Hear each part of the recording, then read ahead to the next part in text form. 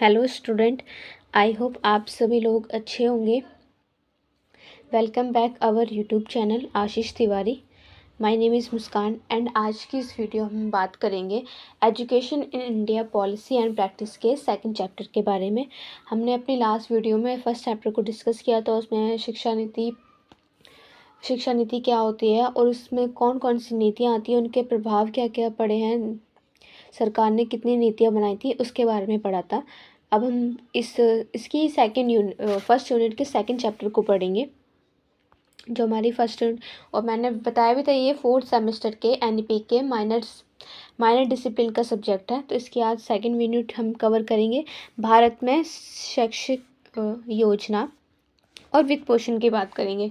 अब आप देखो, कोई भी अगर नीतियाँ बनानी होती है तो ऐसा नहीं है कि एज इट इज़ बन जाती हैं। उसको हम प्लान करते हैं, उसको प्लान करने के लिए बहुत सारी चीज़ों की हमें ज़रूरत पड़ती है। आप लोगों को पता ही होगा कि कुछ भी हम अगर आप कोई बिज़नेस न्यू स्टार्ट करते हो तो उसमें इन्वेस्ट करने के लिए आपको पैसों की ज़रूरत पड़ती है, धन की ज़रूरत पड़ती है। तभी हम बिज़नेस को ना बहुत आगे तक ले जा सकते हैं। फर्स्ट ऑफ ऑल हमें पैसों की बहुत ज़रूरत पड़ती है उस बिज़नेस को आगे तक ले जाने के लिए। तो ऐसे इस चैप्टर में हम बात करेंगे। हमने नीतियों के बारे में पढ़ा, लेकिन जो हमारी अब शैक्षिक की जो योजना है उसको आगे बढ़ाने के लिए हमें क्या क्या ज़रूरतें पूरी करनी पड़ती हैं। तो चलिए बात करते हैं। सेकंड चैप्टर है ये, भारत में शैक्षिक योजनाएं और वित्त पोषण। तो भारत में वित्त पोषण और शैक्षिक योजनाएं के इसके उद्देश्य में हमें क्या क्या लर्निंग ऑब्जेक्ट इस चैप्टर में हमें पढ़ने हैं, वो पॉइंट्स में देख लेते हैं। तो इस टॉपिक को पढ़ने के बाद ये देख, तो भारत में जो वित्त पोषण का जो अर्थ है उसकी आवश्यकताओं को हम समझेंगे। शैक्षिक योजनाओं के महत्व को हम जानेंगे कि उसके क्या महत्व हैं। स्वतंत्र भारत की शिक्षा व्यवस्था के प्रमुख सुधारकों को हम समझेंगे। भारत में शिक्षा के लिए धन कहाँ से आता है और इसे कैसे खर्च किया जाता है, ये भी हम जानेंगे इसी चैप्टर में। सार्वजनिक और निजी क्षेत्र की भागीदारी, पीपीई का महत्व हम समझेंगे कि इसका क्या महत्व है सार्वजनिक और निजी क्षेत्र की भागीदारी में। इंट्रोडक्शन देख लेते हैं। तो शिक्षा को बेहतर बनाने और सभी तक उसको पहुंचाने के लिए वित्त पोषण मतलब धन। अगर आप कोई भी काम स्टार्ट करते हो तो आपको सबसे पहले धन की ज़रूरत पड़ती है, मनी की ज़रूरत पड़ती है। कोई भी न्यू काम, कोई भी नया बिजनेस, कोई भी नया वर्क स्टार्ट करने के लिए आपको धन की ज़रूरत पड़ती है। यहाँ तक कि कोई भी एजुकेशन गेन करने के लिए आपको धन की ज़रूरत पड़ती है। आप कोई भी एडिशनल कोर्स कर रहे हो, कोई भी डिजिटल कोर्स कर रहे हो, आपको उसके लिए फ़ीस की ज़रूरत पड़ती है। कोई भी चीज़ ऐसे नहीं मिल जाती है। तो हर चीज़ को शुरू करने के लिए हमें सबसे पहले धन की आवश्यकता होती है। तो जो सरकार और निजी क्षेत्र हैं, ये दोनों ही शिक्षा के लिए धन देते हैं। शैक्षिक योजनाओं का, तो ये सरकार है और जो ये निजी क्षेत्र हैं, ये दोनों ही शिक्षा के लिए धन देते हैं।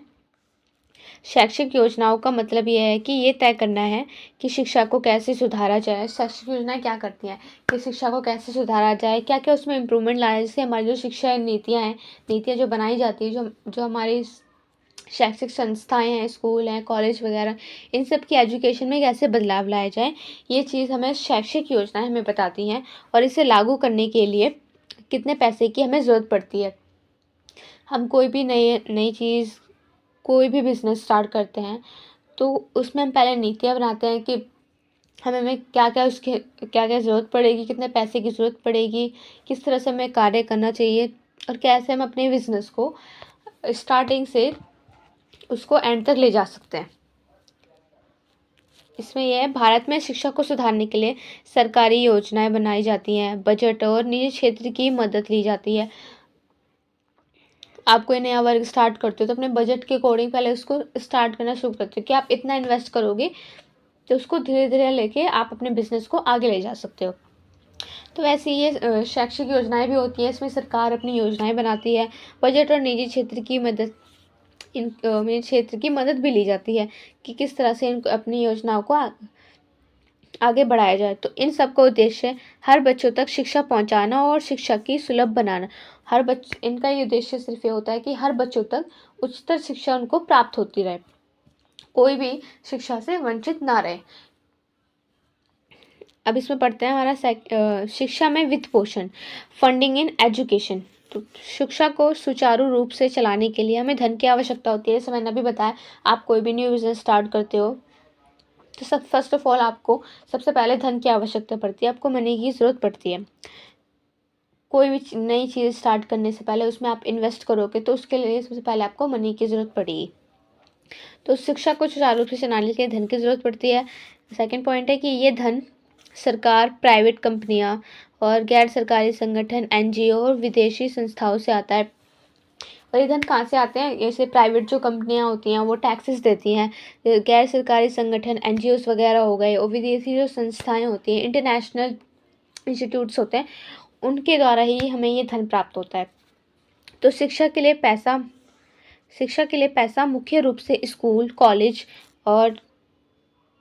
कॉलेज और शिक्षकों के वेतन, नई टेक्नोलॉजी, पुस्तकालय, छात्रवृत्ति और अन्य साधन में खर्च किया जाता है।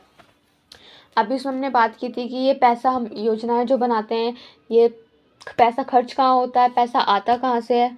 तो पैसा मैंने आपको बता दिया कहाँ से आता है कि ये प्राइवेट जो कंपनियां होती हैं, जो गैर सरकारी संगठन होते हैं, एनजीओज होते हैं, ये इंटरनेशनल इंस्टीट्यूट्स होते हैं, इनके द्वारा हमारे पास ये धन आता है। लेकिन हम इसे खर्च कहाँ करते हैं?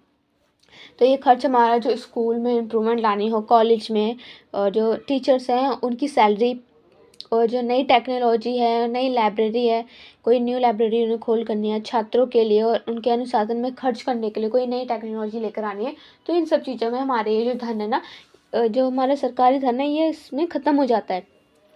और अच्छी शिक्षा के लिए सही योजना और वित्त पोषण करना ज़रूरी भी होता है। अगर हमें अच्छी शिक्षा देनी है बच्चों को, हम हम ये सोचते हैं कि न्यू एजुकेशन पॉलिसी इस टाइम के लिए इतनी अच्छी है, तो आगे नई नई नीतियाँ बनाएंगे ताकि जो आगे आने वाली पीढ़ी है उसके लिए भी हम अच्छी एजुकेशन का इंतज़ाम कर सकें। आगे देखते हैं शैक्षिक योजना की अवधारणा, कॉन्सेप्ट ऑफ एजुकेशन प्लानिंग। तो हम क्या क्या प्लानिंग करते हैं शैक्षिक योजना की तरफ? तो शैक्षिक योजना का मतलब ये है कि शिक्षा को बेहतर बनाने के लिए भविष्य की रणनीतियों को बनाना। शैक्षिक योजना में मतलब यही है कि शिक्षा को आज जितनी बेहतर है उससे और बेहतर बनाने के लिए हम अपनी रणनीतियाँ तैयार करते हैं, प्लानिंग्स तैयार करते हैं कि कैसे कैसे हमें आगे अपना वर्क करना है ताकि हम इसको और आगे तक ले जा सकें। तो इसमें यह तय किया जाता है कि किन क्षेत्रों में अधिक स्कूल खोले गए हैं, शिक्षा का स्तर कैसे सुधारा जाए, और बजट का कैसे खर्च किया गया है। जैसे पहले छोटे छोटे स्कूल बहुत कम जगह खुले होते थे, जैसे गांव वगैरह में हो गया कि अगले गांव में स्कूल खुला जाता था, बच्चे वहां तक पढ़ने जाते थे। लेकिन अगर आप कहीं भी जाते हो, हर जगह कितने सारे, एक ही गांव में कितने सारे स्कूल होते हैं। तो ऐसे कुछ क्षेत्रों ने काफ़ी बढ़ोतरी किया है, उन्होंने हर जगह स्कूल खोले गए हैं। शिक्षा के जो स्तर है उन स्कूलों में उसका भी सुधार किया गया है, बजट उसको कैसे खर्च किया जाए इस चीज़ का भी उन्होंने सुधार किया गया। भारत में शिक्षा योजनाएं केंद्र और राज्य सरकार द्वारा मिलकर बनाती हैं। जो भारत में शिक्षा योजनाएं ना, ये केंद्र सरकार और राज्य सरकार दोनों मिलकर बनाती हैं, दोनों मिलकर डिसाइड करती हैं कि किन नीतियों के द्वारा हम अपनी एजुकेशन जो पॉलिसी है इसके अंदर इम्प्रूवमेंट ला सकते हैं। योजना का उद्देश्य क्या होता है कि सभी को शिक्षा देना। फर्स्ट ऑफ ऑल हमारा ये फर्स्ट काम होता है कि सभी को शिक्षा मिले, कोई भी छात्र अशिक्षित ना हो, उनकी गुणवत्ता में सुधार लाना, जो टीचर की जो टीचिंग स्किल्स है उसमें इम्प्रूवमेंट लाना, उनके साथ मीटिंग करना, उनको ट्रेनिंग देना कि उनको कैसे अपनी एजुकेशन में इम्प्रूवमेंट लानी चाहिए, और नई तकनीकों को अपनाना, और एडिशनल जो एजुकेशन है वो तो करते ही हैं, लेकिन स्कूलों में, कॉलेज में एडिशनल सब्जेक्ट भी पढ़ाए जाते हैं ताकि बच्चों को नई नई चीज़ें सीखने को मिले। नेक्स्ट पढ़ते हैं स्वतंत्र भारत की शिक्षा व्यवस्था के मुख्य पड़ाव, major is milestone in the Indian education system. तो भारत में जो शिक्षा व्यवस्था को सुधारने के लिए कई महत्वपूर्ण कदम उठाए गए थे। जैसे मैंने लास्ट वीडियो में बताया था कि शिक्षा नीति को बनाने के लिए, उसको प्लान करने के लिए, हमारी जो एजुकेशन है उसमें इम्प्रूवमेंट लाने के लिए 3 तरह की नीतियों को अपनाया गया था ताकि हमारी जो एजुकेशन पॉलिसी है वो धीरे धीरे उसमें सुधार हो। तो ऐसे ही है कि स्वतंत्र भारत की शिक्षा व्यवस्था के इम्प्रूवमेंट के लिए इन्होंने कई सारी व्यवस्थाओं को लागू किया, कुछ मुख्य कदम उठाए थे, उसके बारे में बात करते हैं। तो 1950 में संविधान में निःशुल्क और अनिवार्य शिक्षा का इन्होंने प्रावधान रखा था। 1968 में पहली राष्ट्रीय शिक्षा नीति एनईपी को लागू किया था। इस लास्ट वीडियो में हमने पढ़ा था उस नीति के बारे में, तो इसी नीति के बारे में बता रहा है कि भारतीय राष्ट्रीय शिक्षा नीति को एनईपी में लागू किया था। ये सबसे पहली नीति थी। इसके अंदर लोगों के अंदर जो भेदभाव था शिक्षा को लेके, उस चीज़ को मिटाया गया था। और दूसरी राष्ट्रीय शिक्षा 1986 में दूसरी राष्ट्रीय शिक्षा नीति में प्राथमिक शिक्षा को मजबूत किया गया था। और 2002 में 86वां संविधान संशोधन करके शिक्षा को मौलिक अधिकार भी बनाया गया था। अब आपने आई थिंक 9th क्लास में पढ़ा होगा कि जो हमारी जो शिक्षा का जो अधिकार है ये हमारे मौलिक अधिकारों में है। तो ये कब हुआ था? ये 2002 में शिक्षा को मौलिक अधिकार बनाया गया था। डेट याद रखना। और कौन सा संविधान था? 86वां संविधान संशोधन के तहत शिक्षा को मौलिक अधिकार बनाया गया था 2002 में। नेक्स्ट देखते हैं कि 2009 में क्या हुआ था। 2009 में शिक्षा का जो अधिकार है आरटीई, इसका कानून पास किया गया था। 2020 में नई शिक्षा नीति को लागू किया था। इसमें डिजिटल और व्यावसायिक शिक्षा पर जोर दिया था। बच्चों को डिजिटली जो कोर्स है उनके बारे में बताया जाता है कॉलेज में, या कॉलेज के दौरान कॉलेज में नई एडिशनल कोर्सेज ऐड किए जाते हैं जिससे बच्चों को और एडिशनल कुछ सीखने को भी मिले, इससे उनके करियर में भी हेल्प हो।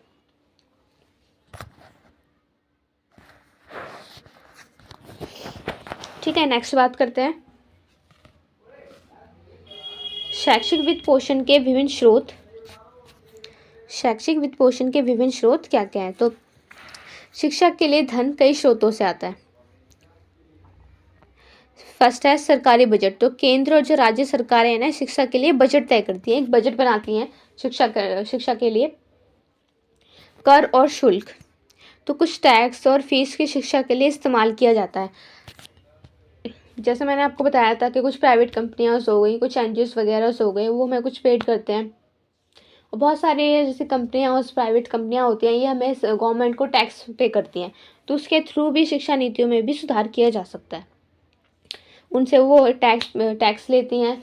तो जो टैक्स है, जो टैक्स का जो हमें धन मिलता है, वो हमारी सरकार इन सब चीज़ों में इस्तेमाल करती है उनका। तो अंतर्राष्ट्रीय सहायता, जो कई विदेशी संगठन है ना, वो भारत की शिक्षा नीति को सुधारने के लिए पैसे देते हैं।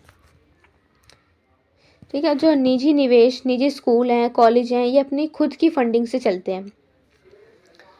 जैसे प्राइवेट स्कूल हो गए, प्राइवेट कॉलेज हो गए, ये अपनी खुद की फंडिंग से चलते हैं। और कॉर्पोरेट सोशल रिस्पॉन्सिबिलिटी। तो बड़ी कंपनियां जो अपनी आय का एक हिस्सा शिक्षा के लिए खर्च करती है।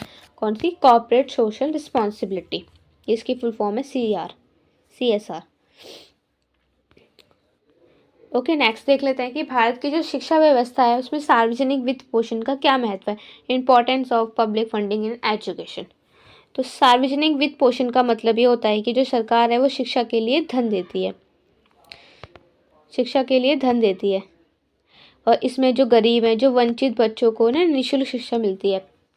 अभी आप देखते होंगे जैसे जो गवर्नमेंट स्कूल हैं वो बच्चों को निःशुल्क शिक्षा देते हैं। उनसे कोई ऐसे प्राइवेट स्कूल हैं वो उनकी फीस इतनी हाई होती है कि लेकिन जो गरीब बच्चे होते हैं वो उसको अफोर्ड नहीं कर सकते हैं। तो जो गवर्नमेंट स्कूल है वो सभी बच्चों को शिक्षा देते हैं। वो गवर्नमेंट ने ऐसे कुछ गवर्नमेंट स्कूल खोले हैं जिससे सभी जो गरीब बच्चे हैं, जो वंचित वर्ग के बच्चे हैं, उनको निःशुल्क शिक्षा प्राप्त हो सके, क्योंकि जो प्राइवेट स्कूल के बच्चे हैं वो लोग वो अफोर्ड नहीं कर सकते। ठीक है, तो उन सबको भी शिक्षा प्राप्त हो सके हमारी तरह, तो इस सब के लिए भी इन्होंने निःशुल्क शिक्षा का प्रावधान किया था। नेक्स्ट देखते हैं सरकार शिक्षकों के वेतन और स्कूल के निर्माण किताबें अन्य सुविधाएं देती हैं। जैसे गवर्नमेंट स्कूल में आपने देखा होगा कि जब कोई एडमिशन लेते हो आप किसी क्लास में, तो जो बच्चों की बुक्स वगैरह हैं, उनकी ड्रेसेस वगैरह है, और उस चीज़ के लिए भी उसके लिए भी कार्य करती हैं। जो सरकार है वो उन शिक्षकों के वेतन के लिए, स्कूल के जो कोई नई चीज़ निर्माण करनी है, कोई पुस्तकालय खुलवाना है, ठीक है, टेक्निकल कोई रूम खुलवाना है, उनको कंप्यूटर क्लासेस का रूम खुलवाना है, तो ये सारी चीज़ें उनकी किताबें और अन्य सुविधाएं जो भी एडिशनल उनकी कोई नया काम करना है स्कूल के अंदर, तो ये सब चीज़ों का ध्यान सरकार रखती है। शिक्षकों के वेतन भी, जैसे गवर्नमेंट स्कूल हो गया, उनको सैलरी भी तो गवर्नमेंट ही देती है, और जो स्कूल होते हैं उनके निर्माण के लिए भी वो कार्य करती है। उनकी बच्चों की जो किताबें हैं, फर्स्ट टू एट्थ जो बुक्स होती हैं उनके लिए भी कार्य करती है। और बाकी जो 9th to 12 जो बुक्स होती हैं, आपने देखा हो, आपको भी शायद मिलते होंगे, तो सरकार उसके लिए आपको पैसे देती है आपके अकाउंट में, कि ताकि आपकी जो बुक्स हैं, आपकी जो ड्रेसिंग है, वो सारी आपको मिल जाए। नेक्स्ट है हमारा, सरकारी फंडिंग से ही मिड डे मील जैसी योजनाएं चलाई जाती हैं स्कूलों में। आपने गवर्नमेंट स्कूल में देखा होगा कि मिड डे मील होती है हर डे, ठीक है। तो सरकार ने आपकी फंडिंग से ही मिड डे मील जैसी ये वाली योजनाएं चलाई थी, जिससे बच्चे ज़्यादा स्कूल आ सकें। आपने देखा भी होगा कि आपके स्कूलों में मिड डे मील की योजना भी है, तो ये सरकार ने इसे चलाई है ताकि बच्चे ज़्यादा से ज़्यादा स्कूल में आ सके। भारत में शिक्षा का सार्वजनिक वित्त पोषण और एक सिंहावलोकन, overview of the public funding in Indian education. तो भारत में शिक्षा पर खर्च होने वाला सरकारी बजट लगातार बढ़ ही रहा है, क्योंकि हम अपनी एजुकेशन पॉलिसी को इम्प्रूवमेंट करने के लिए बहुत सारी चीज़ों, नई नीतियों को शामिल कर रहे हैं, कई तरीक़ों से उसमें बदलाव ला रहे हैं। तो उसके लिए जो खर्च होता है शिक्षा के ऊपर, वो लगातार बढ़ता ही जा रहा है। केंद्र सरकार और राज्य सरकार शिक्षा के लिए हर साल बजट निर्धारित करती है। प्राथमिक शिक्षा के लिए सबसे ज़्यादा पैसा खर्च किया जाता है। क्या होता है कि जो केंद्र राज्य सरकार है, वो शिक्षा के लिए हर साल वो बजट निर्धारित करती है कि इसके अकॉर्डिंग हम अपने एजुकेशन पॉलिसी को चेंजेस करेंगे। प्राथमिक शिक्षा के लिए सबसे ज़्यादा पैसा वो खर्च किया जाता है, और उच्च शिक्षा में भी फंडिंग बढ़ाई जा रही है ताकि ज़्यादा कॉलेज यूनिवर्सिटी खोली जा सके। उच्च शिक्षा के लिए भी वो काफ़ी सारे इन्वेस्टमेंट कर रहे हैं ताकि ज़्यादा से ज़्यादा कॉलेज खोले जा सके, यूनिवर्सिटी खोली जा सके, ताकि इससे भी बच्चों को बहुत हेल्प मिले। डिजिटल शिक्षा और नई टेक्नोलॉजी के लिए भी सरकार बजट दे रही है। तो इन सब चीज़ों के कारण ही जो सरकार की जो शिक्षा का जो खर्च है, वो लगातार बढ़ता ही जा रहा है। नेक्स्ट देखते हैं कि भारत में जो शैक्षिक योजनाएं और वित्त पोषण का जो प्रभाव है, इसमें क्या है। तो शैक्षिक योजना और वित्त पोषण के क्या कारण है। तो स्कूल जाने वाले जो बच्चों की संख्या है, वो बढ़ रही है। अब आप देख रहे हो कि जो गवर्नमेंट स्कूल हैं, वो मोस्टली उसमें कितने सारे एडमिशन्स हो रहे हैं। काफ़ी सारे बच्चे ऐसे सोचते हैं कि वो गवर्नमेंट स्कूल से ही पढ़ें। तो जो स्कूल में जो जाने वाले बच्चों की संख्या बढ़ रही है, जो गवर्नमेंट हो या प्राइवेट, दोनों में ही एडमिशन्स हो रहे हैं। तो जो हमारे जो स्कूल कॉलेज, इन सब की जो बच्चों की जो संख्या है, वो बढ़ती जा रही है। नेक्स्ट पॉइंट देख लेते हैं कि जो साक्षरता दर में भी सुधार हुआ है। साक्षरता दर में सुधार हुआ। अब आप मुझे कमेंट बॉक्स में बताइए कि साक्षरता दर क्या होता है। नेक्स्ट पॉइंट है, नई तकनीक और डिजिटल लर्निंग को बढ़ावा मिला। अधिक कॉलेज और विश्वविद्यालय खोले गए थे एजुकेशन को इम्प्रूव करने के लिए। नए स्कूल, नए विश्व कॉलेज खोले गए हैं, और गरीब छात्रों को छात्रवृत्ति और मुफ्त शिक्षा प्रदान करने के लिए उनको ये बेनिफिट भी दिया गया है कि उनको फ्री एजुकेशन मिले, उनको इसके लिए कोई फ़ीस पे ना करनी पड़े, और छात्रवृत्ति का भी इनको प्रावधान मिला है। नेक्स्ट पॉइंट क्या है कि शिक्षा में सार्वजनिक निजी भागीदारी, पब्लिक और private partnership in education, PPE। तो सरकार और जो निजी कंपनियां हैं, मिलकर ये शिक्षा को सुधारने का काम करती हैं। इसमें सरकारें वैश्विक सुविधाएं, जैसे सरकार जो निजी कंपनियां होती हैं, प्राइवेट कंपनीज होती हैं, ये इसमें मिलकर शिक्षा को सुधारने का काम करती हैं। इसमें सरकारें वैश्विक सुविधाएं देती हैं, और निजी कंपनियां नई टेक्नोलॉजी, स्किल ट्रेनिंग, बेहतर इंफ्रास्ट्रक्चर की में मदद करती हैं। इसमें शिक्षा का जो स्तर बढ़ता है और रोजगार के अवसर भी इसमें बढ़ते हैं। आप नई टेक्नोलॉजी सीखोगे तो इससे रिलेटेड आपकी जो शिक्षा का जो स्तर है, इससे बढ़ता जाता है, और आपके रोजगार में भी बहुत हेल्पफुल होते हैं। भारत के स्कूल और उच्च शिक्षा में सार्वजनिक निजी भागीदारी, पीपीई इन स्कूल और हायर एजुकेशन इन इंडिया। तो स्कूल शिक्षा में पीपीई, तो प्राइवेट जो संस्थाएं, सरकारी स्कूल, इसमें smart classes, e learning, training देने में मदद करती हैं। ये कई निजी संस्थाएं सरकारी स्कूलों को फंडिंग देती हैं। उच्च शिक्षा में पीपीई, तो कई यूनिवर्सिटी और उच्च प्राइवेट कंपनियों की मदद से रिसर्च और ट्रेनिंग प्रोग्राम चलाते हैं। निजी कंपनियां स्कॉलरशिप और इंटर्नशिप के अवसर भी देती हैं। इसकी समरी देख लेते हैं कि शिक्षा के लिए जो वित्त पोषण कितना ज़रूरी होता है, जिसमें स्कूल, कॉलेज, शिक्षकों की सुविधाएं मिलती हैं। शिक्षकों को उनको वेतन दिया जाता है। स्कूल, कॉलेज में कोई भी नया वर्क स्टार्ट करना हो, कोई लाइब्रेरी ओपन करनी हो, तो इस चीज़ के लिए ये वित्त पोषण कितना ज़रूरी है हमारी शिक्षा को सुधारने के लिए। तो जो सरकारी और निजी संस्थाएं मिलकर शिक्षकों के लिए पैसे देती हैं, शैक्षिक योजनाओं के तहत भविष्य की ज़रूरतों को ध्यान में रखकर योजनाएं बनाई जाती हैं। तो भारत में कई शिक्षा नीतियां लागू की गई हैं, जिसका उद्देश्य सबको अच्छी शिक्षा देना है।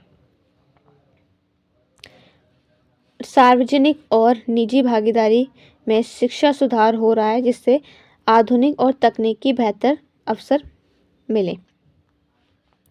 निष्कर्ष, शिक्षा को आगे बढ़ाने के लिए सही योजनाएं और पर्याप्त वित्त पोषण बहुत ज़रूरी है। किसी भी चीज़ को बढ़ाने के लिए हमें सबसे पहले धन की आवश्यकता होती है, तो शिक्षा को आगे बढ़ाने के लिए सही योजना और पर्याप्त उसके अकॉर्डिंग धन हमारे पास होना बहुत ज़रूरी है। सरकार, निजी क्षेत्र, अंतर्राष्ट्रीय संस्थाएं मिलकर शिक्षा को बेहतर बनाने में हमारी मदद कर रही हैं। अगर सही फंडिंग और योजनाएं बनाई जाएं, तो भारत की जो शिक्षा प्रणाली है उसको हम मजबूत बना सकते हैं। तो हमारी जो वीडियो है यहीं पर ख़त्म होती है।